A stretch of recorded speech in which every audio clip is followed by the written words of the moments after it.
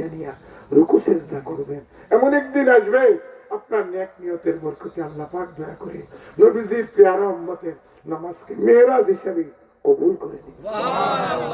দাদু মাছ ধরার জন্য জেলে ভাই, দাদু এই যে আজকে রাত্রে যাচ্ছে, কাল রাত্রে যাবে, পরশু দিন যাবে, এমন একদিন আসবে বিশাল মাছ সেই জালের মধ্যে ঢুকে যায়। ঠিক না বেটি? প্রত্যেক দিন কি পায়? প্রত্যেক দিন কি পায়? তো ঘরের বিবি সাহেবানি আবার কয় প্রত্যেক দিন যাও এই প্রচন্ড শীতের মধ্যে খালি হাতে আসো। ঠিক না বেটি? ওর তো নেশা হলো ওইখানে পদ্মা নদীতে না, এখন দৌলতিয়া ঘাট থেকে চেষ্টা করি না, মহা মালিক রিজিকের মালিক তো। ঠিক না বেটি? বিবি সাহেবেরা তো কত কিছু বলে, এক প্রচন্ড শীতের মধ্যে ছেলে মেয়ে সব কিছু ছেড়ে দিয়ে যায়, কিচ্ছু ভয় পায় না। সকালবেলা দিনে 10টা 11টা আপনার খালি হাতে আসে। আল্লাহ একদিন 2 দিন যায়, 7টা যায়, হঠাৎ করে একদিন দেখা যায় 10 কেজি 15 কেজি 20 কেজি 30 কেজি ওজনের সে আইরি মাছ পেয়ে যায়। ঠিক না বেটি? এখনকার যুবকেরা কিন্তু এই মাছ দেখে না। ঠিক না বেটি? আইনের মধ্যে আরেকটা আইন 2 প্রকার, একটা হলো সাধারণ দেশি আইন, আর একটা হলো বাঘা আইন। ঠিক না বেটি? হ্যাঁ, বাঘা আইন কিন্তু মহিলারা দ্বারা সম্ভব না, এটা শক্তিশালী পুরুষ লাগবে। এটাকে কি বলে না, কুড়াল দিয়ে কাটতে হয়। এত স্বাদের জিনিস, চর্বিদার, এই মাছের চর্বি খেলে শরীরের যে ভিটামিনের ঘাটতি, ঠিক না, এটা পূরণ হয়ে যায়। তো ওই জেলে যদি এই পরিশ্রম না করতো তাহলে সে আপনার এই মাছ পেত না, সে সাধনার ক্লাসে বুঝতে পারতো না। কেবল নামাজ পড়তে থাকো, নামাজ পড়তে থাকো। নামাজ পড়ার দায়িত্ব আপনার, কবুল করার দায়িত্ব আল্লাহ, কবুল করার দায়িত্ব আল্লাহ। নামাজের প্রতি অবহেলা করবেন না। একটা আমল।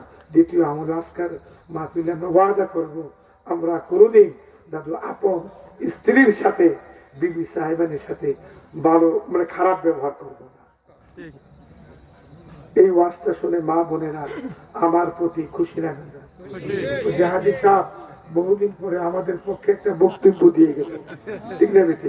পিছনে কারণ আছে। মাগো, আমরা এমন দেশে এই যে বসবাস করতেছি, দাইনও ক্ষমতা আপনারা, বামও ক্ষমতা আপনারা, সামনেও আপনারা, পিছনে আপনারা। আর দেশের রাষ্ট্রীয় নারী নির্যাতন আইন আছে, আদালত। ঠিক না বেটি? আল্লাহ বিচারপতি সাহেব যদি এই ধরনের কোন আসামি পায়, কোন সময় 20 বছরের 14 বছরের সশ্রম কারাদণ্ড জরিমানা দিয়ে জেলে পাঠাইব, আল্লাহ ছাড়া কেউ জানে না। ঠিক না বেটি?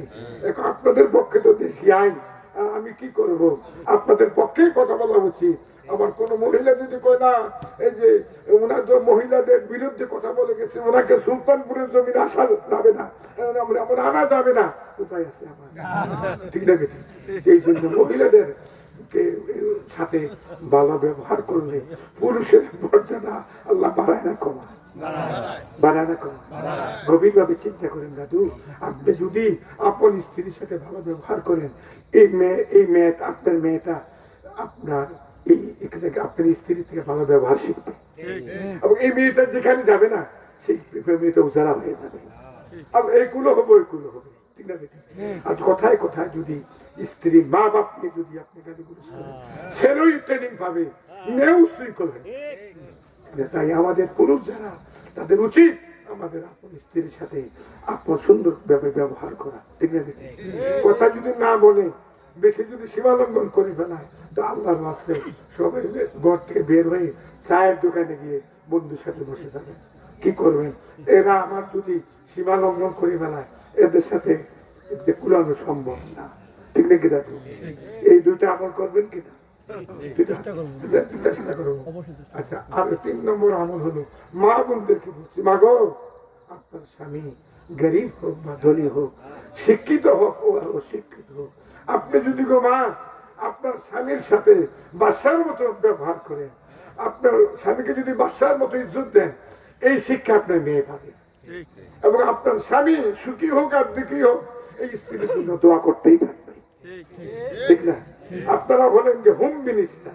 দাদু বৃদ্ধ হয়ে গেছে, হোম মিনিস্টারদের পাওয়ার কিন্তু মারাত্মক। এক প্রকার হোম মিনিস্টার হলো জাহিরি হোম মিনিস্টার, ক্ষমতায় থাকলে হোম মিনিস্টার কিন্তু থাকে, আর ক্ষমতা না থাকলে বাদ হয়ে যায়। কিন্তু গ্রামে গঞ্জে গোটা বিশ্বব্যাপী হোম মিনিস্টার আছে, যারা হোম মিনিস্টারগিরি বাদ হয় না। আল্লাহর পক্ষ থেকে তারা একটা ক্ষমতা নিয়ে আসে। ঘরে ঘরে হোম মিনিস্টার আছে, ঠিক না বেঠিক? হোম মিনিস্টারের সাথে যদি গোলমাল করেন, রাষ্ট্রীয় পর্যায়ে আসল জায়গায় পাঠিয়ে দিবে, ঠিক না বেঠিক? তাই এই ঘরের যে হোম মিনিস্টার, ওনার সাথে যদি গোলমাল করেন, সকালের 7টার খাবার বিকালে 3টার সময় মিলবে না, কি বলবেন? সব সময় আপনার খেয়াল রাখবেন। হ্যাঁ, আল্লাহ সবাইকে দয়া করে বলা আমিন।